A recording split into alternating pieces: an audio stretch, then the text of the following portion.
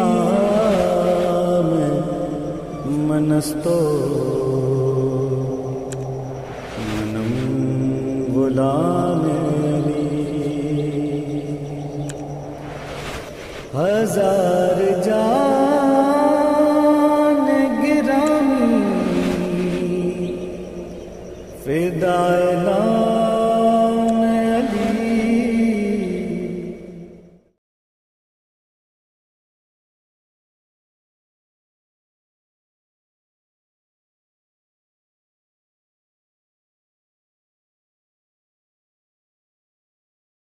گرامی السلام علیکم.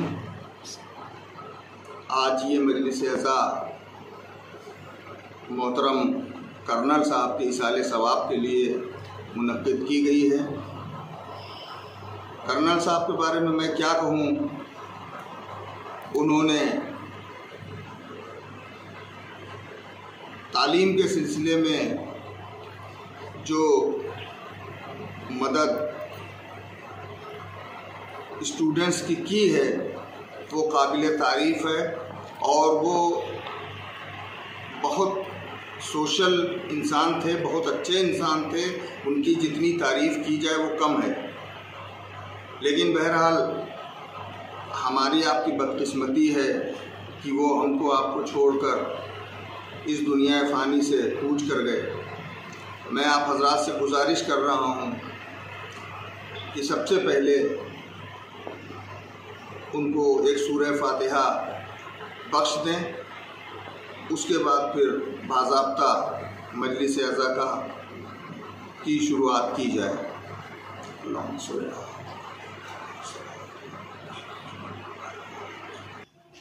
مجلس عزا کے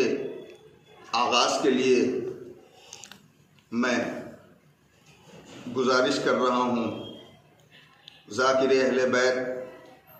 عامر حسین صاحب سے کہ وہ آئیں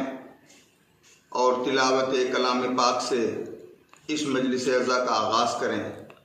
محترم عامر حسین صاحب. اعوذ باللہ من الشیطان الرجیم. بسم اللہ الرحمن الرحیم.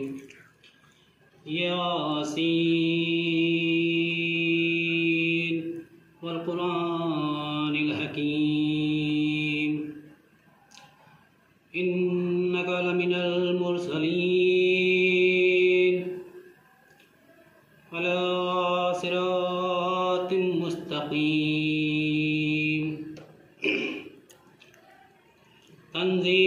تنزیل العزیز الرحیم.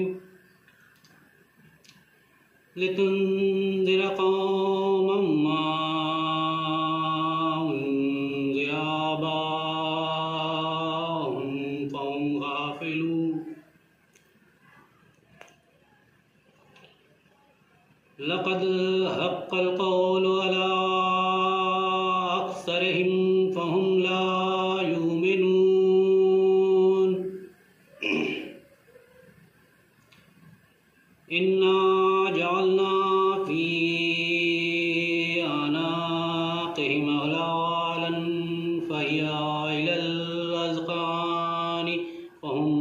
مقمحون. وجعلنا من بين أيديهم سدا ومن خلفهم سدا فأغشيناهم فهم لا يبصرون.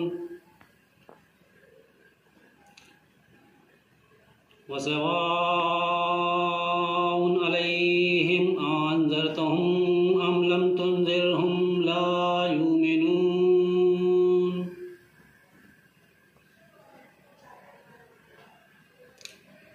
إنما تنذر من اتبع الذكر وخشي الرحمن بالغيب فبشره بمغفرة وأجر كريم.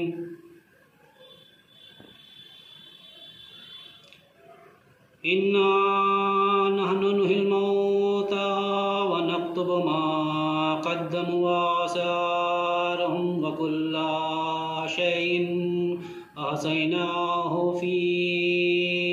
إمام مبين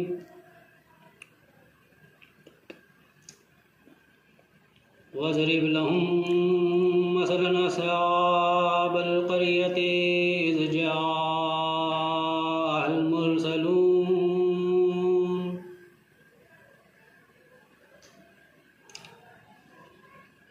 إذ أرسلنا إليهم اثنين فكذبوهما فعززنا بثالث فقالوا إنا إليكم مرسلون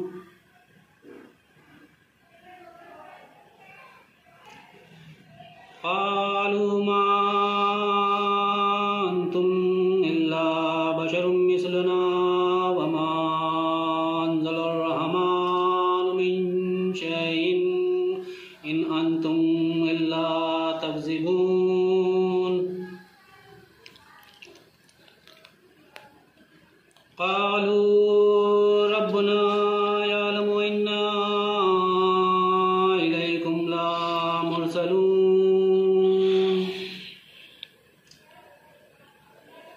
وما علينا إلا البلاغ المبين قالوا إنا تطيرنا بكم لئن لم تنتهوا لنرجمنكم ولا يمسنكم منا عذاب أليم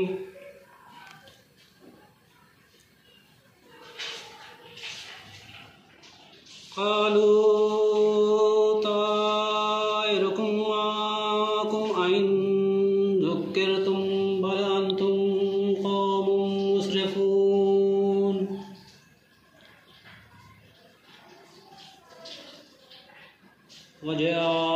وجاء من أقصى المدينة رجل يسعى قال يا قوم اتبعوا المرسلين صدق اللہ العلی العظیم۔ اب میں گزارش کرتا ہوں جناب کلیم آذر صاحب سے کہ وہ آئیں اپنا کلام پیش کریں۔ حضرات گرامی، میں کچھ اشعار پیش کروں گا، لیکن ہم لوگ چونکہ اپنے کلام کی شروعات مولا کائنات حضرت علی ابن ابی طالب کے ذکر سے ہی کرتے ہیں، اس لیے 4 مصرے ان کے حوالے سے پیش کر رہا ہوں، اس کے بعد سلام کے چند اشعار۔ کہ علی کے چاہنے والے بہت بھی ہیں کم بھی، علی کے چاہنے والے بہت بھی ہیں کم بھی، عجب دیار میں رہتے ہیں دوستوں ہم بھی، عجب دیار میں رہتے ہیں دوستوں ہم بھی، کوئی علی کا فدائی کوئی علی کا دوست، ہمارے شہر میں جنت بھی ہے جہنم بھی، ہمارے شہر میں جنت بھی ہے جہنم بھی۔ اور حضرات سلام کا مطلع حاضر کر رہا ہوں، چونکہ یہ ایصال ثواب کی مجلس ہے اس لیے مطلع پیش خدمت ہے کہ یہی حسرت ہے کہ مٹی میری اکسیر بنے، یہی حسرت ہے کہ مٹی میری اکسیر بنے، یہی حسرت ہے کہ مٹی میری اکسیر بنے، زندگی مٹ کے بھی خاک در شبیر بنے، زندگی مٹ کے بھی خاک در شبیر بنے، اور فرش پہ بچ کے کہاں جائے گا دشمن اس سے، شعر حاضر کر رہا ہوں کہ فرش پہ بچ کے کہاں جائے گا دشمن اس سے، جس کے ہاتھوں کے لیے عرش پہ شمشیر بنے، جس کے ہاتھوں کے لیے عرش پہ شمشیر بنے۔ ایک شعر بطور خاص حاضر کر رہا ہوں کہ پیش معبود ہر ایک لفظ کو بے چینی ہے، پیش معبود ہر ایک لفظ کو بے چینی ہے، اس تمنا میں کہ وہ آئے تطہیر بنے، اس تمنا میں کہ وہ آئے تطہیر بنے۔ اور علم کے شہر میں ظلمت کا گزر کیسے ہو،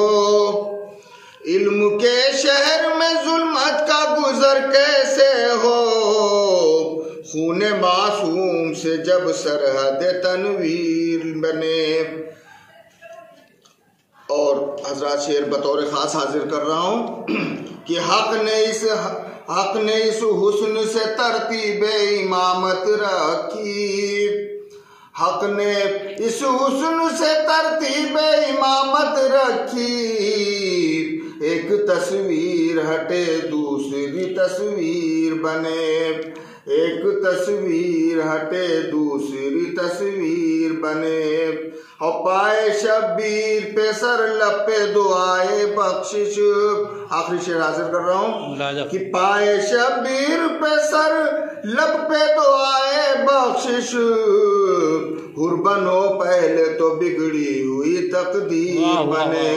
حر بنو پہلے تو بگڑی ہوئی تقدیر بنے۔ اور مل گیا ماتم و مجلس کا شرف مجھ کو کلیم، مل گیا ماتم و مجلس کا شرف مجھ کو کلیم، اب تمنا ہے کہ مولا اب زیارت کی بھی مولا کوئی تدبیر بنے۔ اور وقتہ ایک بات پھر سن لیجئے کہ مل گیا ماتم و مجلس کا شرف مجھ کو کلیم، مل گیا ماتم و مجلس کا شرف مجھ کو کلیم، اب زیارت کی بھی مولا کوئی تدبیر بنے، اب زیارت کی بھی۔ شکریہ۔ فاتحہ۔ اللہم صلی علی محمد و آل محمد۔ بسم اللہ الرحمن الرحیم، الحمد للہ رب العالمین، الرحمن الرحیم، مالک یوم الدین، ایاک نعبد و ایاک نستعین، اہدنا الصراط المستقیم صراط الذین انعمت علیہم غیر المغضوب علیہم ولا الضالین۔ اعوذ باللہ السمیع العلیم من الشیطان الرجیم، بسم اللہ الرحمن الرحیم، الحمد للہ رب العالمین، والصلاة والسلام علی اشرف الانبیاء والمرسلین، خاتم النبیین، رحمت للعالمین، ابی القاسم محمد وآلہ الطیبین الطاہرین المعصومین المظلومین، ولعنۃ اللہ علی اعدائہم وغاصب حقوقہم اجمعین، اما بعد۔ قال علی بن موسیٰ الرضا علیہ الصلاۃ والسلام، صدیق المرء عقلہ وعدوہ جہلہ۔ صلوات پڑھیں محمد و آل محمد۔ ایک مرتبہ سورہ الحمد اور 3 دفعہ سورہ قل اللہ کی تلاوت فرما کر مرحوم کرنل سید مہدی حسین صاحب ابن مرحوم سید تقی حسین صاحب کی روح کو اصال فرما دیں۔ اللہم صلی علی محمد و آل محمد، اللہم صلی علی محمد و آل محمد، اللہم صلی علی محمد و آل محمد۔ بسم اللہ الرحمن الرحیم، الحمد للہ رب العالمین، الرحمن الرحیم، مالک یوم الدین، ایاک نعبد و ایاک نستعین، اہدنا الصراط المستقیم صراط الذین انعمت علیہم غیر المغضوب علیہم ولا الضالین۔ بسم اللہ الرحمن الرحیم، قل هو اللہ احد اللہ الصمد، لم یلد ولم یولد ولم یکن لہ کفوا احد۔ بسم اللہ الرحمن الرحیم، قل هو اللہ احد اللہ الصمد، لم یلد ولم یولد ولم یکن لہ کفوا احد۔ بسم اللہ الرحمن الرحیم، قل هو اللہ احد اللہ الصمد، لم یلد ولم یولد ولم یکن لہ کفوا احد۔ صدق اللہ العلی العظیم۔ صلوات پڑھیں محمد و آل محمد۔ ایک مرد مومن کے ایصال ثواب کی مجلس ہے، اور یہ مہینہ ماہ ذی قعدۃ الحرام، جسے ہمارے ہاں بعض لوگ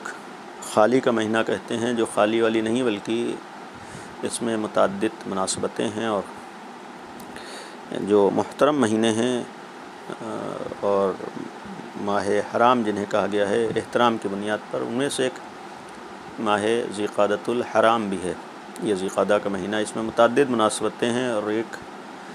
مناسبت اس مہینے میں ہمارے اور آپ کے 8ویں امام علی رضا علیہ الصلاۃ والسلام سے منسوب تاریخیں ہیں، چونکہ انہی مناسبتوں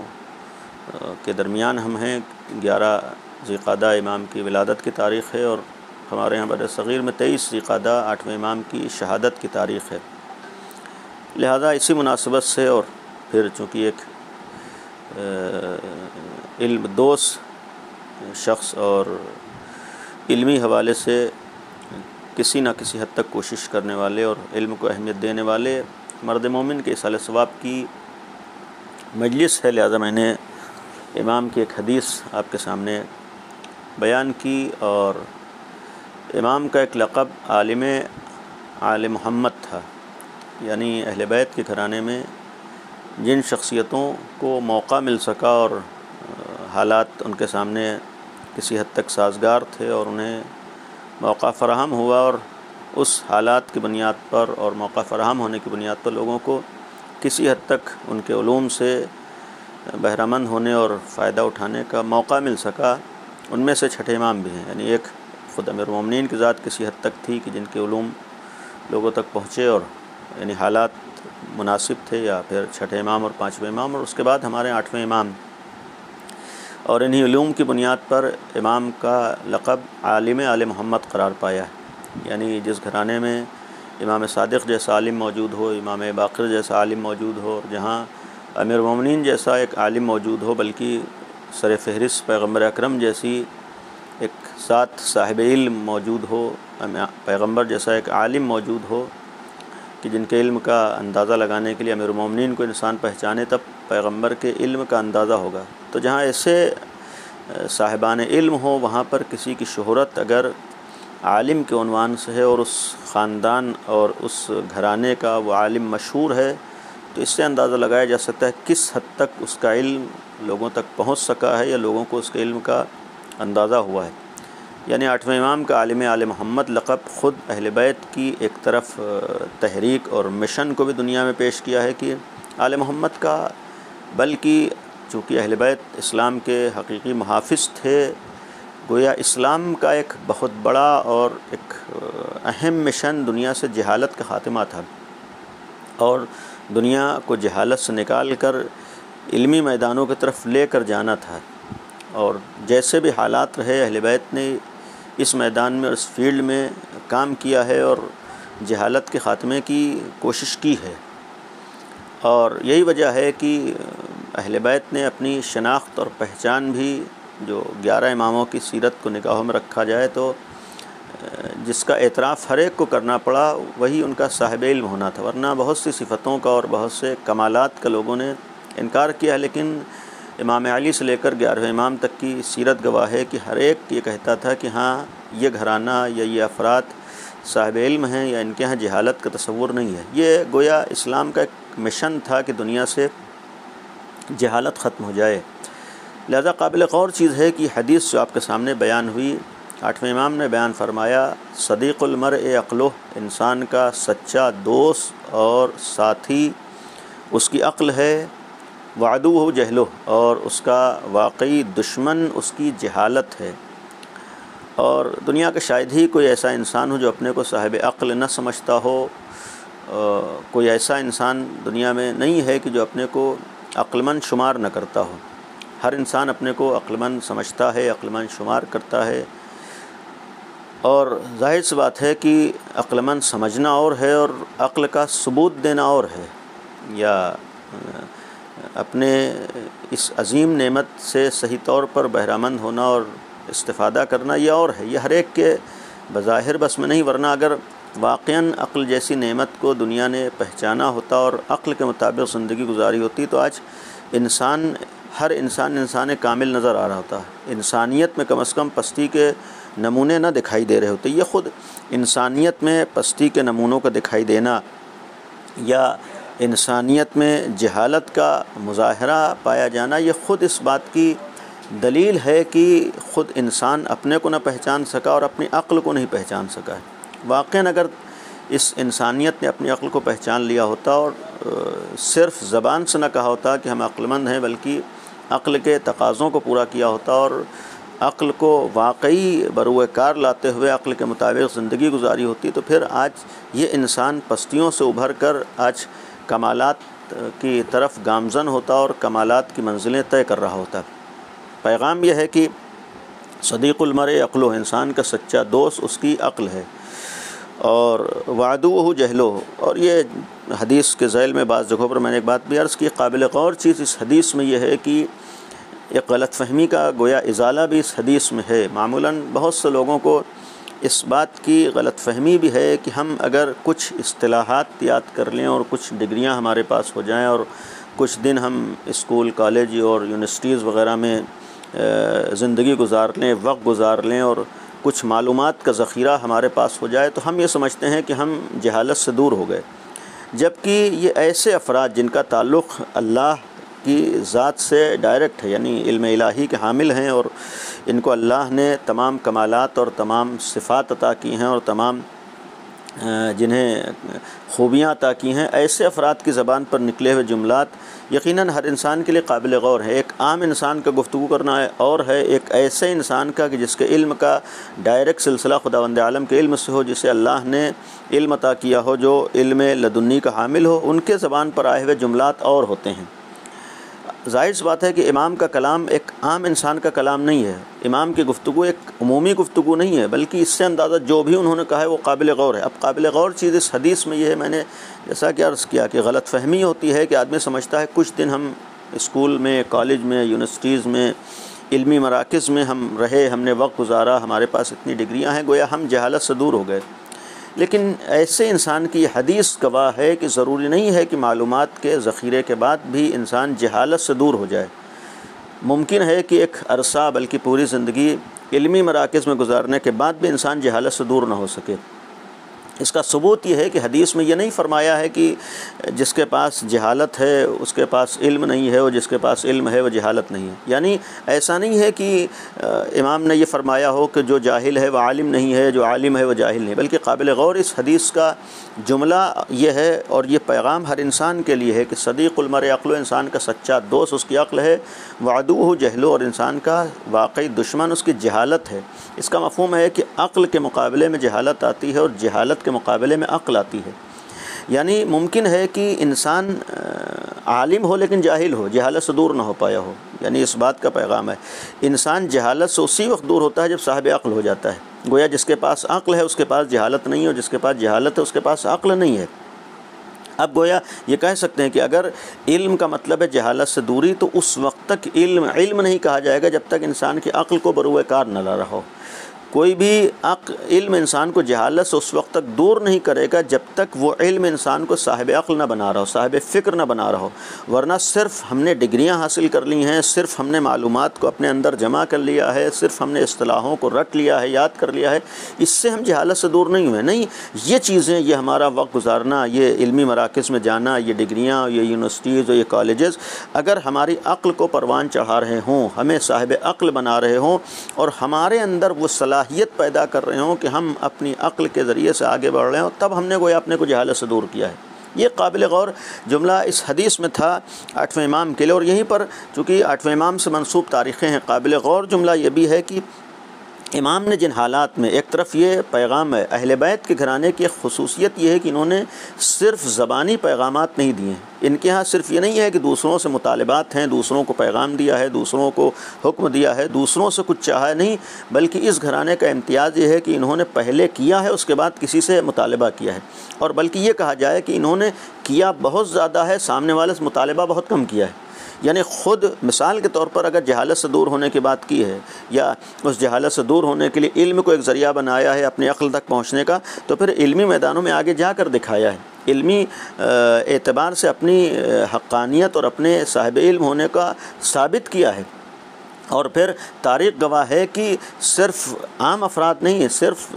اپنے نہیں، صرف دوست نہیں، بلکہ یہ گھرانہ وہ گھرانہ ہے کہ جہاں پر مخالفین کو بھی کہنا پڑا ہے کہ صاحب علم یہی ہیں، جہاں پر دشمن کو بھی کہنا پڑا ہے کہ ہاں علم ان کے پاس پایا جاتا ہے۔ یہ معمولی چیز نہیں ہوتی کہ جہاں پر مخالفت کے بعد بھی آدمی کسی کمال کا اعتراف کر رہا ہو، کسی صفت کا اعتراف کر رہا ہو۔ یہ اہل بیت علیہ الصلوۃ والسلام کے سلسلے میں اپنے اور غیر ہر ایک کا یہ اعتراف کرنا کہ صاحب علم تو یہی ہیں، اس بات کی دلیل تھی کہ ان کے پاس معمولی علم نہیں تھا، اور یہی معمولی علم نہ ہونا سبب بنا ہے کہ دنیا کو کہنے پر مجبور ہونا پڑا ہے کہ اگر کہیں علم پایا جاتا ہے تو اسی گھرانے میں، اور اسی لیے ایک غلط فہمی بعض لوگوں کو 8ویں امام کے سلسلے میں یہ بھی ہوتی ہے کہ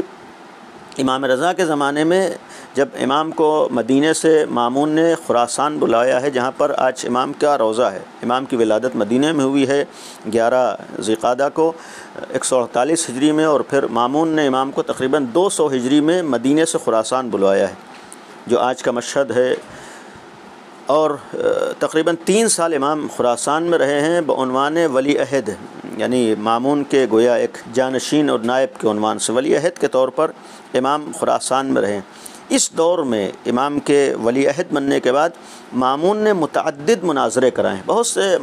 مخالفین سے، اس میں علماء اسلام بھی ہیں، مختلف علماء اسلام سے 8ویں امام کے مناظرے ہیں، حتیٰ مامون نے غیر مسلمین سے مناظرے کرائے ہیں، جس میں حتیٰ تاریخ اگر دیکھیں اہل ہنود بھی ہیں، عیسائی بھی ہیں، یہودی بھی ہیں، نصرانی بھی ہیں، سب سے امام کے مناظرے ہوئے، دہریے حتیٰ یعنی جن کا کوئی دین و مذہب نہیں، ان سے امام کے مناظرے ہوئے، بالخصوص مامون کے زمانے میں مناظرے زیادہ ہوئے ہیں۔ اور یہاں پر جو میں نے کہا غلط فہمی ہوتی ہے کہ گویا مامون ایک حق کو عام کرنا چاہتا ہے، جبکہ ایسا نہیں ہے۔ یہ مناظرات اور اس کے بعد مامون کا کردار اگر ساتھ میں رکھیں اور آخر تک جائیں تو خود اندازہ ہوتا ہے کہ مامون کا مقصد حق کو سامنے لانا نہیں تھا، بلکہ قابل غور چیز ہے کہ اس نے بہت سے مناظرے کرائے ہیں۔ ان مناظروں کے ساتھ ساتھ ایک اور چیز قابل غور مامون کی زندگی میں ہے، تمام اسلامی حکمراں چاہے عباسی حکمراں رہے ہوں یا بنی امیہ کے حکمراں رہے ہوں، ان تمام اسلامی حکمرانوں میں، تمام بادشاہوں میں، جن کو ہم بادشاہت کہیں اس لیے کہ ایسے افراد کا دین کی رہنمائی اور دین کے منصب سے کوئی تعلق نہیں ہے، یہ ایک دنیاوی بادشاہت تھی جو بنی امیہ سے شروع ہوئی اور بنی عباس تک چلی ہے، یہ دنیاوی حکمرانی تھی۔ ان دنیاوی حکمرانوں میں چاہے بنی عباس ہیں یا بنی امیہ ہیں، واقعاً جو ایک صاحب علم اور باصلاحیت فرد تھی وہ مامون ہے، یعنی علمی حوالے سے مامون نے بہت کام کیا ہے۔ آج بہت سے اسلام میں جو دوسرے مذاہب سے علمی آثار پہنچے ہیں، خود بہت سے علوم کو اہل بیت نے بتایا ہے، یا بہت سے علوم دوسری مذاہب یا دوسری زبانوں سے مامون کے زمانے میں ترجمہ ہو کر مسلمانوں کے درمیان آئے۔ اس کا مقصد ہے کہ خود مامون نے علمی اعتبار سے بہت کوششیں کی، مامون نے علمی اعتبار سے بہت کام کیا ہے، اور واقعاً اس نے آج کے زمانے میں تحقیقی مراکز، ریسرچ سینٹر قائم ہوتے ہیں۔ اسلام میں اہل بیت نے بہرحال تحقیقی کام اپنے شاگردوں سے کروایا، خود چھٹے امام کا ایک دور ہے، لیکن ان اسلامی حکمران میں مامون وہ ہے کہ جس نے باقاعدہ ریسرچ سینٹر قائم کیے تھے، یعنی ایسے محققین کو اس نے جمع کیا تھا، تربیت، اور خود صاحب علم تھا، یعنی خود واقعاً اس نے بہت محنت کی ہے۔ اسی محنت کی بنیاد پر غلط فہمی ہوتی ہے۔ اولاً اس نے جو محنت کی ہے، محنت کا ایک پہلو اس کی پوری زندگی کو اگر نگاہوں میں رکھا جائے، نتیجہ نکلتا ہے کہ اس کی علمی حوالے سے محنت کا ایک سبب یہ تھا کہ اس نے ایک طرف اپنے عیب کو چھپانا چاہا ہے، اپنی عظمت کو دنیا کے سامنے لانا چاہا ہے، اور اس کو یہ احساس تھا کہ ہماری عظمت اور ہماری وقت اور ہمارا اعتبار اگر قائم ہو سکتا ہے تو صاحب علم ہونے کے بعد، یعنی جب اگر ہم صاحب علم ہوں گے تو ہماری عظمت کا اندازہ ہو۔ اور دوسری چیز مامون کی زندگی گواہ ہے، آخر تک اگر ہم آ رہے ہیں، 8ویں امام کی شہادت مامون کے ہاتھوں ہوئی ہے، جس کے ہاتھ 8ویں امام کی شہادت ہوئی ہے، اس حد تک علمی اعتبار سے کوشش کرنے کا ایک مامون کا مقصد یہ تھا کہ امام علی سے لے کر، یعنی پیغمبر کی آنکھ بند ہونے کے بعد، بلکہ پیغمبر کی زندگی سے امام علی سے لے کر 7ویں امام تک حکمراں دوسرے رہے ہیں۔ امیر مومنین کے زمانے میں حاکم دوسرا رہا ہے، بادشاہ دوسرا رہا ہے، برسر اقتدار دوسرا، لیکن ویلو اور اہمیت اہل بیت کی رہی ہے۔ یعنی اس عنوان سے بھی ویلو اور اہمیت اہل بیت کی رہی ہے کہ کسی بھی زمانے میں کوئی ایک امام کسی حکمراں کے دروازے پر نہیں گیا ہے، کوئی ایک امام بھی کسی حاکم کے در پر نہیں گیا ہے، یعنی کہیں نہیں ملتا ہے کہ امام علی سے لے کر 8ویں امام سے پہلے تک، یعنی 7ویں امام کے زمانے، البتہ بعد میں بھی یہی چیز ہے، لیکن 8ویں امام کے زمانے گفتگو کر رہا ہوں کہ مامون کے ذہن میں جو چیز ہے کہ امام علی سے لے کر 7ویں امام تک کوئی بھی امام کسی کا محتاج نہیں ہوا ہے، یعنی حکومتیں لوگوں کے پاس رہیں، اقتدار لوگوں کے پاس رہا ہے، منصب لوگوں کے پاس رہا، دولت لوگوں کے پاس ہے، پبلک لوگوں کے ساتھ ہے، تب بھی اہل بیت کسی کے دروازے پر نہیں گئے، یعنی کسی کے محتاج 1% بھی کسی کا محتاج نہیں، لیکن تاریخ بتاتی ہے کہ ہر حاکم اہل بیت کا محتاج رہا ہے۔ اب یہ قابل غور چیز تھی کہ جس کے پاس کچھ نہیں ہے وہ کبھی محتاجی کا اظہار نہیں کر رہا ہے، وہ محتاج نہیں، بلکہ جن کے پاس سب کچھ ہے وہ اہل بیت کے محتاج۔ جہاں پر آ کر یہ حکمراں، یہ حاکم، یہ برسر اقتدار آنے والے اہل بیت کے محتاج ہوئے تھے، وہ ایک پہلو تھا، ایک چیز تھی، وہ اہل بیت کا علم تھا۔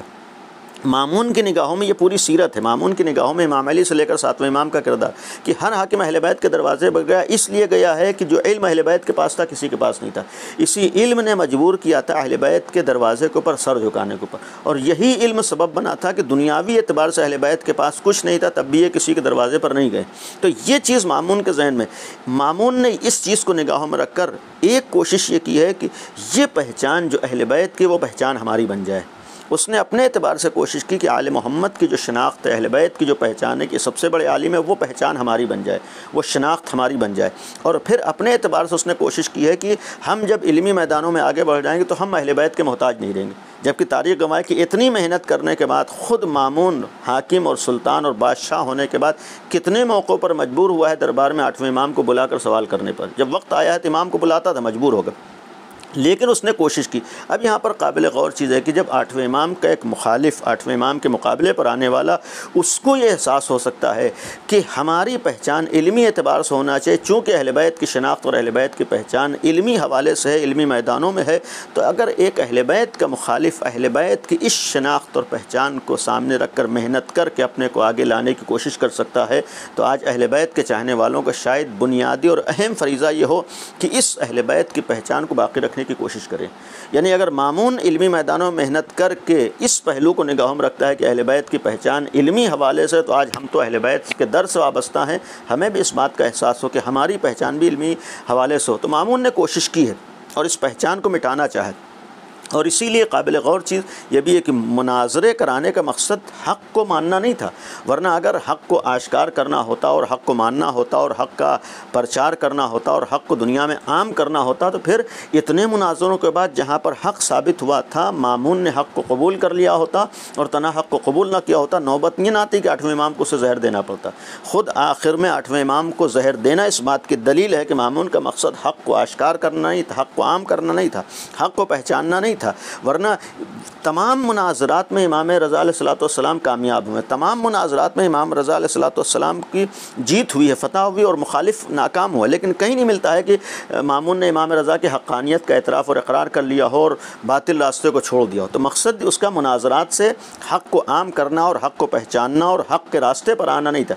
بلکہ ان مناظرات کا ایک مقصد یہ تھا کہ مناظرات کے ذریعے سے ایک طرف وہ اہل بیت کی اس شناخت کو ختم کرنا چاہتا تھا کہ سب سے بڑے عالم اور صاحب علم یہ ہوتے ہیں، اور دوسری طرف ان مناظرات سے اس کی ایک کوشش یہ تھی کہ اتنے زیادہ مناظرات ہوں گے شاید کوئی ایک موقع آ جائے کہ جہاں پر امام رضا یہ کہہ دیں کہ ہمیں نہیں معلوم ہے، اور ہمیں یہ کہنے کا موقع ملے گا کہ یہ صاحب علم نہیں ہے۔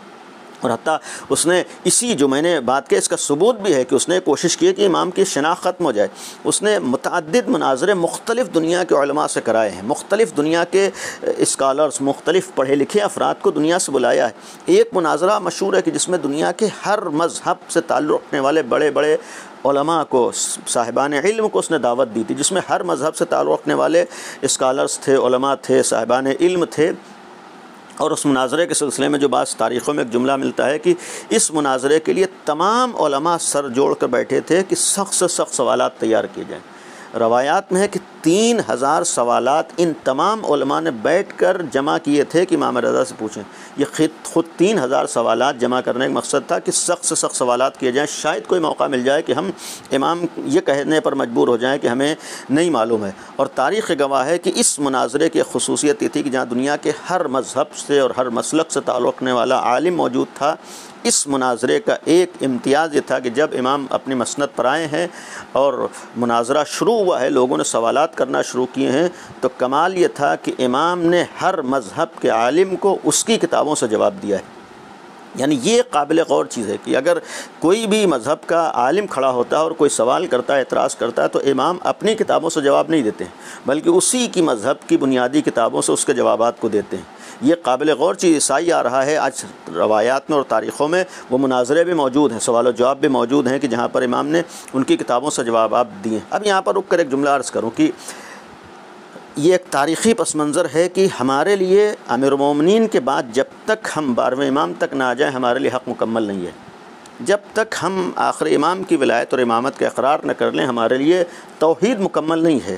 لہٰذا صرف امام علی کی ولایت کا اعتراف اور اقرار کر لینا کافی نہیں، اس کا ثبوت 4 امامی بھی آج دنیا میں پائے جاتے ہیں، 6 امامی بھی پائے جاتے ہیں۔ اثنا عشری کا مطلب ہے ہمیں 12 اماموں کی امامت کو ماننا ہے۔ آپ اگر تاریخ میں نگاہ اٹھا کر دیکھیں 7ویں امام تک اسی سلسلے میں بہت سے مذاہب اور بہت سے مسالک وجود میں آئے ہیں۔ مثال کے طور پر چوتھے امام کے زمانے میں 2 مذہب ہو جاتے ہیں۔ ایک مذہب زیدی ہے، جو لوگ جناب زید کو اپنا امام وقت مانتے ہیں، یعنی انہوں نے چوتھے امام کی امامت کا اعتراف اور اقرار نہیں کیا، یا 6 امامی ہیں جنہوں نے چھٹے امام کے بعد پھر 7ویں امام کی امامت کو نہیں مانا ہے، یا اسماعیلی مذہب ہیں جنہوں نے 7ویں امام کے بجائے چھٹے امام کے بیٹے جناب اسماعیل کی امامت کا اعتراف کیا ہے، یا ایک مذہب 7ویں امام کے زمانے میں واقفی مذہب ہے جس نے توقف کیا ہے، وہ اس کے بعد کی امامت کو نہیں مانتا ہے۔ یعنی امام علی سے لے کر ہر امام کے زمانے میں فرقے ہوتے رہے، جدا ہوتے رہے، لیکن ایک کمال 8ویں امام کی زندگی کا یہ ہے کہ 8ویں امام کے بعد سے پھر اس سلسلے میں مذہب نہیں ہوئے، فرقے نہیں ہوئے۔ یعنی اس کا مقصد یہ ہے کہ جس نے بھی 8ویں امام کی امامت کو مانا ہے گویا اس نے پہلے امام کی امامت کو مانا ہے اور آخری امام کی امامت کو مانا ہے۔ اس کا مطلب یہ کہنے کا حق ہے کہ 8ویں امام اس نقطۂ مرکزی کا نام ہے کہ جس نے بھی 8ویں امام کی ولایت و امامت کو مان لیا، اس نے اللہ کی ولایت کو مانا ہے، رسول کی ولایت کو مانا ہے، امام علی کی ولایت کو مانا ہے اور 12 امام کی ولایت تک پہنچا ہے۔ گویا کہنے کا مقصد ہے کہ امام علی سے جب تک ہم 8ویں امام کی امامت تک نہ پہنچ جائیں ہمارے لیے حق مکمل نہیں ہوتا ہے۔ اب قابل غور چیز ہے، اسی مناظرے کے سلسلے میں 8ویں امام کا مناظرہ مشہور ہے، ہر مذہب کو اس کی کتابوں سے امام نے جواب دیا ہے۔ امام رضا نے ہر مذہب کو اس کی کتابوں سے جواب دیا ہے۔ قابل غور چیز ہے کہ امام علی کی سب سے بڑی شناخت اور پہچان امام کا عالم ہونا تھا، یعنی عالم علم لدنی امیر المومنین مشہور تھے۔ امام علی کا علم دعویٰ سلونی کیا ہے، ہر ایک نے اعتراف اور اقرار کیا۔ لیکن آج نہج البلاغہ میں ایک جملہ مولا متقیان کا موجود ہے کہ اگر میرے لیے مسند بچھا دی جائے، مسند علم، تو میں توریت والوں کو توریت سے جواب دوں گا، اور زبور والوں کو زبور سے جواب دوں گا، اور انجیل والوں کو انجیل سے جواب دوں گا، اور اہل قرآن کو قرآن سے جواب دوں گا، یعنی ہر مذہب کو اس کی کتابوں سے میں جواب دوں گا۔ یہ تاریخ میں آج میں نہج البلاغہ میں امیر المومنین کا جملہ موجود ہے، یہ جملہ تشنا رہ جاتا ہے۔ اس کا مطلب ہے یعنی تاریخ گواہ ہے کہ امیر المومنین کے سامنے وہ موقع نہیں آیا کہ ایک ہی بزم میں، ایک ہی جگہ پر، ایک ہی نشست میں ہر مذہب کو اس کی کتابوں سے جواب دیا ہو۔ یہ امیر المومنین نے دعویٰ کیا تھا، لیکن اس دعوے کو اگر کسی نے عملی جامہ پہنایا ہے تو 8ویں امام کی ذات گرامی ہے۔ یعنی 8ویں امام کے زمانے کا مناظرہ گواہ ہے کہ اگر مولا کائنات نے دعویٰ کیا ہے اور امام رضا اس دعوے کو عملی جامہ پہنا کر دنیا کو پیغام دے رہے تھے کہ اگر علی کو واقعی طور پر ماننا ہے تو جب تک علی رضا تک تم نہ آ جاؤ علی ابن ابی طالب کے واقعی ماننے والے نہیں بن سکتے۔ ایک صلوات پڑھیں محمد و آل محمد۔ تو یہ میں نے اس لیے عرض کیا کہ 8ویں امام کے مناظروں کا مقصد حقائق کا سامنے لانا مامون کا نہیں، بلکہ امام رضا کی اس شناخت اور پہچان کو ختم کرنا ہے کہ سب سے بڑے عالم۔ جب مامون کی یہ کوشش ہو سکتی ہے کہ 8ویں امام کی اس شناخت کو ختم کر دے، بلکہ اس گھرانے کی اس شناخت کو ختم کر دے، تو آج اس دور میں اتنا کہنے کا حق ہے کہ جب اہل بیت کے مقابل پر آنے والے ایسے افراد کی کوشش ہو سکتی ہے کہ ان کی علمی پہچان ختم ہو جائے، تو آج ہر اہل بیت کے مخالف کی یہ کوشش ہو سکتی ہے کہ اہل بیت کے چاہنے والوں کی علمی پہچان ختم ہو جائے۔ لیکن وہ آل محمد نے انہوں نے اہل بیت اپنے دشمنوں کی اس کوشش کو پورا نہیں ہونے دیا، تمنا کو پورا نہیں ہونے دیا۔ آج یہ ہم اہل بیت کے چاہنے والوں کا فریضہ ہے کہ اگر اہل بیت نے اس دور میں اپنی شناخت اور پہچان کو باقی رکھا تھا تو ہم بھی اس میدان اور اس فیلڈ میں اپنی شناخت اور پہچان کو باقی رکھیں۔ یعنی جہاں پر مامون کا یہ عمل گواہ ہے کہ دشمن بھی جانتا ہے کہ اہل بیت کا علم وہ چیز ہے کہ جس کی بنیاد پر یہ کسی کا محتاج نہیں بلکہ دنیا کا ہر حاکم ان کا محتاج ہے۔ اور اس کا اس دور میں بھی ہم مشاہدہ کر سکتے ہیں کہ جس کے پاس سب کچھ ہے لیکن علم نہیں ہے وہ دوسروں کے آگے سر جھکانے پر مجبور ہے۔ آج غیروں کی بات نہیں بلکہ برسر اقتدار آنے والے مسلمان حکمراں بھی آج ہمارے نگاہوں میں کتنے اسلامی ممالک ہیں، کتنی اسلامی کنٹریز ہیں، لیکن جہاں پر دولت کی کوئی انتہا نہیں ہے، ان تمام اسلامی ممالک میں دولت ہونے کے بعد بھی، طاقت ہونے کے بعد بھی، بظاہر تعداد ہونے کے بعد بھی یہ اسلامی حکمراں آج استعمار کے اور آج باطل کے آگے سر جھکانے پر مجبور۔ اس کی وجہ یہ ہے کہ ان کے پاس سب کچھ ہے لیکن علم نہیں ہے۔ اور انہی ملکوں میں ایک تنہا اسلامی ملک ہے جس نے سیرت امام رضا پر عمل کیا ہے، جس ملک میں امام رضا کا روضہ بھی، جس نے امیر المومنین کی سیرت پر عمل کیا ہے، اور انقلاب کے آنے کے پہلے دن سے جس نے علمی میدانوں میں کوشش کی تھی آج نتیجہ یہ ہے کہ 40 سال میں دنیا کی ہر طاقت نے کوشش کر لی کہ اس کے سر کو جھکا دیں، لیکن نہیں جھکا پا رہے۔ اس کی وجہ کیا ہے کہ اگر آج ایران کے پاس ٹیکنالوجی نہ ہوتی، اگر آج ایران کے پاس علم نہ ہوتا، تو پھر آج ایران کی یہ عزت و آبرو جو باقی ہے وہ باقی نہ رہ پاتی۔ آج دنیا کی طاقتوں سے مقابلہ کر لینا آسان ہے۔ ابھی چند روز پہلے قابل غور چیز ہے کہ چند روز قبل جو وہ سیٹلائٹ چینلز وغیرہ یا خبریں پیش کرنے والے بعض چینلز ہیں کہ جو کسی حد تک استعمار کے مقابلے میں دنیا تک حقائق کو پہنچانے کی کوشش کرتے ہیں، مثلا العالم ہے یا اس طرح کے دوسرے بعض چینلز تھے کہ جہاں پر جو مظلوموں کے حامی تھے، جو ظلم کے خلاف آواز اٹھاتے تھے، آج دنیاوی طاقتوں نے ان پر پابندی لگائی، ان پر بین لگایا۔ لیکن ایران کی یہی ٹیکنالوجی تھی کہ جس دن اس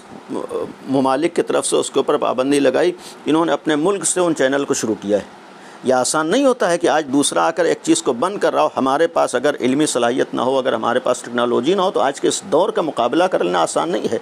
ایران کے پاس ظاہری اعتبار سے نہ تو تعداد ہے، نہ تو ان کے پاس دولت ہے۔ 40 سال سے جس کے اوپر پابندیاں لگی ہوں اس کے پاس دولت نہیں، یہی اس نے پہلے دن سے علمی میدانوں میں محنت کی ہے اور اپنے نوجوانوں کو وہاں تک پہنچایا ہے کہ آج ہر طاقت کے مقابلے میں کھڑے ہوئے۔ اور اس دور میں بھی ایران کا وجود کم از کم اہل بیت کے ہر چاہنے والے کے لیے پیغام ہے کہ اگر اس نے بھی علمی میدانوں میں محنت کر کے اپنے کو آگے پہنچا لیا تو اتنا یقین رہے کہ بڑی سے بڑی طاقت مل کر بھی اس کا کوئی بگاڑ نہیں سکتی، اسے نقصان نہیں پہنچا سکتی۔ گویا اگر آج کے دور میں ہمارے ساتھ اہل بیت کی سیرت پر عمل کر کے ایک ایران بھی پیغام دیتا ہے کہ اگر ہمیں اپنی علوی عزت اور وقار کو باقی رکھنا ہے تو ہمیں بھی علمی میدانوں میں محنت کرنا ہوگا، ہمیں بھی ٹیکنالوجی کے اعتبار سے آگے بڑھنا ہوگا۔ ہمیں اس دور میں، اور پھر جب ہم اس در سے وابستہ ہیں کہ جس نے دنیا کو علم دیا ہے، جس کی خیرات آج دنیا میں ہے، آج جہاں بھی علم کی بات آئے کسی اور نے علم نہیں دیا بلکہ اہل بیت نے۔ حتیٰ یہ جملہ ہے کہ علم تو اللہ نے ہمیں عطا کیا تھا، ہمارے ذریعے سے دنیا تک پہنچا۔ جب ہمارے ذریعے سے دنیا تک پہنچا ہے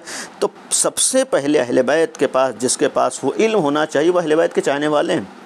اور یہاں تک امام نے جب غیرت دلائی ہے کہ جب تم کسی غیر کے پاس علم دیکھو تو سمجھ لو کہ تم نے اہمیت نہیں دی ہے، تب دوسرا لے گیا ہے۔ اس کا مطلب خود اہل بیت بھی چاہتے ہیں کہ اگر ہم نے دنیا میں علم عام کیا ہے تو ہمارا وہ بتایا وہ علم ہمارے چاہنے والوں کے پاس ہو۔ آج دنیا کی سب سے بڑی مجبوری یہ ہے کہ دنیا جہالت سے ابھر نہیں پائی ہے، آج دنیا جہالت سے باہر نہیں آ پائی۔ آج دنیا میں بظاہر جتنے بھی علمی مراکز ہوں، لیکن ان علمی مراکز کے بعد بھی دنیا اپنی عقل کو نہیں پہچان پائی۔ یہی جہالت ہے جو پستیوں کی طرف لے جاتی، یہی جہالت ہے جو قوموں کو نقصان پہنچاتے۔ کسی قوم کو اگر عزت دینا ہے، کسی قوم کو ترقی دینا ہے، اس وقت تک ترقی نہیں ہو سکتی جب تک جہالت کا خاتمہ نہ ہو جائے۔ اور یہ اہل بیت کا مشن تھا۔ اور فرمایا کون ایسا انسان ہے کہ جو اپنے دشمن کے ساتھ بیٹھنا چاہتا ہے، کون ایسا انسان ہے جو اپنے دشمن کے ساتھ دوستی کرنا چاہتا ہے، کون ایسا انسان ہے کہ جو اپنے دشمن کو اپنا ساتھی بنانا چاہتا ہے۔ فرمایا کہ تمہارا اگر واقعی کوئی دشمن ہے تو وہ جہالت ہے۔ یہ امام رضا کی حدیث ہے کہ وعدوہ جہلو، تمہارا واقعی کوئی دشمن ہے تو تمہاری جہالت ہے۔ جہالت ہی ہے جو سب سے زیادہ نقصان، کوئی فرد ہمیں اتنا نقصان نہیں پہنچا سکتا ہے جتنا جہالت نقصان پہنچاتی۔ اور فرمایا کہ تمہارا واقعی اگر کوئی دوست ہے تو تمہاری عقل ہے، وہ علم جو تمہیں عقل تک پہنچا رہا ہو وہ تمہارے لیے ایک راستہ بنتی ہے اور ایک سہارا بنتی ہے۔ ایک صلوات پڑھیں محمد و آل محمد۔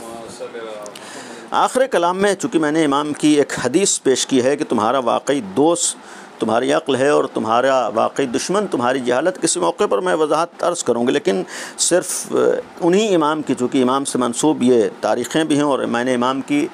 حدیث بھی پیش کی ہے۔ ایک سوال ہر انسان کے ذہن میں آتا ہے کہ عقل مند تو ہر آدمی اپنے کو سمجھتا ہے، کچھ نہ کچھ عقل کی پہچانیں بھی ہوں گی۔ ایک روایت ہے، مختصر روایت ہے امام نے، جہاں پر عقل کی کچھ پہچانیں بتائیں، یا یہ کہا جائے کہ اگر کوئی صاحب عقل ہے اس کی دلیل کیا ہے، اس کا ثبوت کیا ہے، اسے امام نے پیش کیا ہے۔ فرمایا کہ لا یتم عقل امرئ مسلم حتی تکون فیہ عشر خصال، کسی بھی انسان کی عقل، مسلمان شخص کی عقل اس وقت تک مکمل اور کامل نہیں ہو سکتی جب تک اس کے اندر 10 صفتیں نہ پائی جائیں۔ گویا یہ 10 اعمال، 10 صفات، 10 کردار اور 10 چیزیں دلیل اور ثبوت ہے کہ سامنے والا صاحب عقل ہے۔ گویا یہ چیزیں نہ ہو تو اس کا مطلب ہے کہ صرف عقل کا دعویٰ ہے، اس کے پاس عقل نہیں۔ الخیر منہ معمول، اگر صاحب عقل ہے تو اس کی وجہ سے لوگوں کا فائدہ پہنچے گا، لوگوں تک خیر پہنچے گا، اس سے سوائے خیر کے کسی چیز کی امید نہیں ہو سکتی۔ والشر منہ مامون، اس کے نقصان سے ہر ایک محفوظ رہے گا، یعنی اس کی ذات سے نقصان نہیں پہنچے، یعنی اگر صاحب عقل ہے تو اس کی ذات سے کسی کو نقصان نہیں ہوگا۔ یستکثر قلیل الخیر من غیرہ، دوسرے کا اگر بہت معمولی بھی، بہت کم بھی اچھا عمل ہے تو اس کو بہت زیادہ سمجھتا ہوگا، یعنی کسی نے کم اچھے کام کیا سمجھے گا اس نے بہت زیادہ کیا ہے، اور اس کے مقابلے میں اگر عقلمند ہے تو یستقل کثیر الخیر من نفسه، اپنے بہت زیادہ اچھے کاموں کو بہت کم سمجھے گا۔ جبکہ آج کے زمانے میں اگر اس روایت کی روشنی میں دیکھیں بالکل برعکس ہے، بالکل الٹا ہے۔ ہر آدمی دوسروں کی بہت زیادہ اچھائیوں کو کچھ نہیں سمجھتا اور اپنی معمولی سے اچھائیوں کو بہت زیادہ سمجھتا ہے۔ فرمایا کہ یہ عقلمندی کی دلیل نہیں، عقلمندی کی دلیل تو یہ ہے کہ دوسروں کی اگر بہت کم اچھائیاں بھی سمجھے کہ اس کا بہت زیادہ اچھائیاں ہیں، اور اپنی اگر بہت اچھائیاں ہیں تو سمجھے کہ ہماری کم اچھائیاں ہیں۔ ظاہر سی بات اس کا بھی ایک اثر یہ ہوتا ہے کہ جب آدمی سوچتا ہے کہ ہماری اچھائیاں کم ہیں تو ان اچھائیوں کو بڑھانے کی کوشش کرے گا۔ اور اس کے بعد صرف ترجمہ عرض کر رہا ہوں، لا یسمع من طلب الحوائج الیہ، اگر اس سے حاجتیں طلب کی جائیں، اگر اس کے پاس لوگ مطالبہ کر رہے ہیں، لوگ اس کے پاس اپنی حاجتیں مانگنے کے لیے آ رہے ہوں تو اس سے ہرگز وہ پریشان نہ ہو، اس سے رنجیدہ نہ ہو، اس سے دل تنگ نہ ہو، یہ نہ سوچے کہ صرف ہمارا ہی دروازہ دیکھ لے، بلکہ کہا عقلمند ہوگا تو ان سب چیزوں سے خوش ہوگا کہ ہمیں اللہ نے اس لائق بنایا ہے کہ لوگ ہمارے در پر آ رہے ہیں۔ فرمایا ولا یمل من طلب العلم طول دہر، اگر صاحب عقل ہے تو کسی بھی عمر کے مرحلے پر علم حاصل کرنے میں وہ کبیدہ خاطر نہیں ہوگا، ملول نہیں ہوگا۔ انسان کبھی یہ نہیں سوچ سکتا ہے اگر صاحب عقل ہے کہ ہمارے علم حاصل کرنے کا زمانہ گزر گیا۔ امام نے فرمایا کہ اگر عقل مند ہے تو کبھی اس کے ذہن میں یہ خیال نہیں آئے گا اب تو ہمارے پڑھنے کا ٹائم گزر گیا ہے، اب ہمیں پڑھانے کا ٹائم۔ عقل مند کا مطلب ہے جب تک دنیا میں رہے اس کے تعلیم اور علم حاصل کرنے کا زمانہ ہے۔ اور اس کے بعد فرمایا ساتویں چیز ہے الفقر فی اللہ احب الیہ من الغنا، اللہ کی خوشنودی کے لیے وہ مالداری کے مقابلے میں فقر کو بھی پسند کرتا ہے، یعنی اللہ خوش رہے چاہے اسے غربت کے ساتھ زندگی گزارنا پڑے، اس دولت کو ٹھوکر مار دیتا ہے جس سے اللہ سے دور ہو رہا ہو۔ اور پھر فرمایا کہ وَالذُّلُّ فِي اللَّهِ أَحَبُّ إِلَيْهِ مِنَ الْعِزِّ فِي عَدُوِّهِ، اللہ کے لیے اگر اس سے ذلت گوارا کرنا پڑے تو وہ ذلت پسند ہے، دشمن کے لیے اگر عزت مل رہی ہے، یعنی دشمن کے دروازے پر اگر عزت مل رہی تو اس عزت کو ٹھوکر مار دے گا، اللہ کے بارگاہ سے دور نہیں ہوگا، ولو دنیاوی اعتبار سے بظاہر وہ ذلت و رسوائی کا شکار ہو۔ وَالْخُمُولُ أَشْحَ إِلَيْهِ مِنَ الشُّهْرَةِ، اور شہرت کے مقابلے عقل مند ہے تو گمنامی کو پسند کرے گا۔ آج دنیا میں کتنے ایسے افراد ہیں جو لاکھوں روپے صرف اپنی شہرت کے لیے خرچ کرتے ہیں، یہ کوئی عقل مندی کی دلیل نہیں، آج دنیا اسی کو عقل مندی سمجھتی ہے۔ آج حیف ہے بعض ایسے افراد کے لیے جو لاکھوں روپے صرف اس لیے خرچ کرتے ہیں کہ ہماری ہورڈنگ لگ جائے، ہماری فوٹو لگ جائے۔ آج حیف ہے ایک ایسے فرد کے لیے جسے اللہ نے اہل بیت سے وابستہ کر دیا اور وہ چاہ رہا ہو، وہ اس چیز میں خوش ہو رہا ہو کہ ہمارا فلاں نیتا کے ساتھ فوٹو چھپ جائے اور فلاں شخص کے ساتھ ہماری فوٹو آ جائے، فلاں کے ساتھ ہماری ہورڈنگ لگ جائے۔ امام نے فرمایا عقل مند ہے تو وہ گمنامی کو پسند کرے گا شہرت کے مقابلے میں۔ ثم قال، پھر امام نے فرمایا کہ العاشر وما العاشر، 10ویں کیا بہترین چیز ہے؟ قیل لہو، لوگوں نے سوال کیا مولا ما ہیا، وہ 10ویں کیا ہے؟ لا یرا، فرمایا قال علیہ السلام، امام نے فرمایا لا یرا احدا الا قال، اگر عقل مند ہے اس کی سب سے اہم خصوصیت اور پہچان یہ ہے کہ لا یرا احدا الا ان قال، جس کو بھی دیکھتا ہے یہی کہتا ہے ہوا خیر منی واتقا، یہ مجھ سے اچھا ہے، مجھ سے زیادہ پرہیزگار ہے۔ امام نے فرمایا کہ انسان کی عقل مندی کی سب سے بڑی دلیل ہے کہ دوسروں کو اپنے سے اچھا سمجھتا ہے۔ آج ہمارے ہاں الٹا ہے کہ ہم سمجھتے ہیں سب سے اچھے ہم ہیں، ہم سمجھتے ہیں کہ سامنے والے میں برائیاں ہیں، ہمارے اندر کوئی برائی نہیں، ہم سمجھتے ہیں سامنے والے میں خطا ہے، ہمارے اندر کوئی خطا ہے، ہم سمجھتے ہیں سامنے والا دین کی بات آئے ولایت کی، سامنے والا مقصر ہے، ہم ہی اکیلے مولائی ہیں، سامنے والے میں ساری کوتاہیاں ہیں، ہمارے اندر اکیلی شیعت ہے۔ امام نے فرمایا نہیں، اگر واقعاً عقل مند ہو تو یہ سوچو کہ سامنے والے میں اچھائیاں ہیں، سامنے والے میں خوبیاں ہیں۔ حتیٰ امام نے فرمایا سب سے بہترین صفت انسان کی ہے کہ اپنے سامنے آنے والے ہر شخص کے اور ہر انسان کے بارے میں سوچے کہ مجھ سے بہتر ہے، اس کے پاس تقویٰ ہے، اس کے پاس پرہیزگاری ہے۔ یہ امام کی حدیث تھی، ہمیں یہ کوشش کرنا ہے کہ ان حدیث کے اوپر ہم عمل کرتے ہیں۔ ایک مرحوم کے اصالہ ثواب کی مجلس ہے، یہ اہل بیت کا مشن تھا، اور اسی مشن کے لیے اگر انہوں نے قربانیوں کی بات آئی ہے تو قربانیاں بھی دی ہیں۔ 8ویں امام کا تذکرہ تھا، تاریخیں نزدیک ہیں شہادت کی۔ مامون نے امام کو بلایا ہے اور یہی مناظرات سبب بنے ہیں کہ مامون کو احساس ہوا کہ جس مشن کے تحت امام رضا کو مدینے سے خراسان بلوایا تھا اس مشن میں وہ ناکام ہوا ہے، شکست کھائی ہے۔ یعنی یہی مناظرات امام کی عظمت اور اہمیت اور حقانیت کی دلیل بن گئے ہیں لوگوں کے سامنے، اور یہی مناظرات مامون کی ذلت و رسوائی کا سبب بنے ہیں۔ تو اس نے وہی راستہ اپنایا ہے جو اس کے آباء و اجداد نے اہل بیت کے خلاف اپنایا تھا۔ جب امیر المومنین کے ساتھ سلوک ہوا، امام حسن کے ساتھ سلوک ہوا، وہی سلوک 8ویں امام کے ساتھ مامون نے بھی کیا ہے، امام کو زہر دیا ہے۔ جس وقت امام خراسان میں ہیں، اپنے وطن سے دور ہیں، گھر کی کوئی فرد امام کے ساتھ خراسان میں اس وقت نہیں ہے، پردیس ہے، غریب الوطنی۔ آج بھی ہم لوگ السلام علیک یا غریب الغربا کہتے ہیں۔ اس کا ایک مفہوم یہ ہے کہ یعنی غریب الوطنی میں جسے شہید کیا گیا ہے۔ ہمارے ہاں 13 معصوموں کی شہادت ہوئی ہے، 13 معصومین شہید کیے گئے ہیں، لیکن ان 13 معصوموں میں تنہا 8ویں امام وہ معصوم ہیں جن کی شہادت اپنے وطن سے دور اور جہاں پر اپنا کوئی بھی نہیں ہے غریب الوطنی میں ہوئی ہے، یعنی حتیٰ عرب سے دور عجم میں امام کی شہادت ہوئی ہے۔ آج کا جو خراسان ہے وہاں امام کو زہر سے شہید کیا گیا ہے، اور یہ انسان کے لیے بہت بڑی مصیبت ہوتی ہے کہ دنیا سے جا رہا ہو، اپنا کوئی سرہانے نہ ہو۔ ایک امام کے چاہنے والے ہیں ابا سلط ہروی، امام کے صحابی ہیں، امام سے عقیدت، امام کے ساتھ رہے ہیں۔ آخری لمحات میں روایت ہے کہ میں امام کے ساتھ مامون کے دربار تک گیا ہوں، مولا نے مجھے باہر روک دیا، فرمایا کہ اے ابا سل جب میں مامون کے پاس سے واپس آؤں، چونکہ علم الہی کے حامل اللہ نے انہیں علم عطا کیا، فرمایا تھا کہ اے ابا سلط میں مامون کے پاس جا رہا ہوں، اور اگر واپس آؤں میرے سر پر کپڑا پڑا ہو تو مجھ سے بات نہ کرنا۔ ابا سل کہتے میں بیٹھا تھا، امام مامون کے دربار میں گئے ہیں، واپس ہوئے ہیں، جس وقت میں نے نکلتے ہوئے دیکھا امام کے پیر لڑکھڑا رہے تھے، سر مبارک کے اوپر کپڑا پڑا ہوا تھا، میں خاموش رہ گیا۔ میں بیت الشرف میں آیا، گھر میں آیا، امام نے فرمایا ابا سل دروازے کو بند کر لو اور دیکھو کسی کو آنے نہ دینا، میں حجرے میں جا رہا ہوں۔ ابا سل کہتے ہیں میں صحن خانہ میں بیٹھ گیا، امام حجرے میں تشریف لے گئے، میں سمجھ گیا، امام نے فرمایا ابا سل مجھے زہر دیا گیا ہے، فرمایا ابا سل میں اس دنیا سے رخصت ہو رہا ہوں، ابا سلط میں چند لمحات کا مہمان ہوں، غریب الوطنی ہے، کوئی اپنا نہیں ہے، اعزا رشتہ دار دور ہیں، ایسے عالم میں امام رضا اس دنیا سے رخصت ہو رہے ہیں۔ ابا سل کہتے ہیں کہ میں صحن خانہ میں بیٹھ کر گریہ کرنے لگا، اتنے میں نے حجرے سے کسی کے رونے کی آواز سنی۔ اب میں سوچ رہا ہوں کہ امام تو تنہا ہے، یہ کون ہے جو گریہ کر رہا ہے؟ جب میں دوڑتا ہوا امام کے حجرے میں پہنچا تو منظر دیکھا کہ امام کے سینے سے ایک کم سن شہزادہ ہے جو امام کے سینے سے لگا ہوا، اور امام گریہ فرما رہے، وہ شہزادہ رو رہا ہے۔ میں نے سوال کر لیا کہ آپ کون ہے؟ فرمایا کہ میں انہی امام رضا کا بیٹا تقی جواد ہوں۔ ابا سل کہتے ہیں میں نے سوال کر لیا آقا دروازہ تو بند تھا، آپ اندر کیسے تشریف لائے؟ جواب دیا ابا سل جو پروردگار مجھے مدینے سے خراسان تک لایا ہے وہی پروردگار مجھے بند دروازے سے اندر لایا ہے۔ آخری لمحات میں امام جواد حاضر ہوئے ہیں، پہنچے ہیں، باپ کے سرہانے۔ اب یہاں پر دل یہ کہتا ہے کہ جب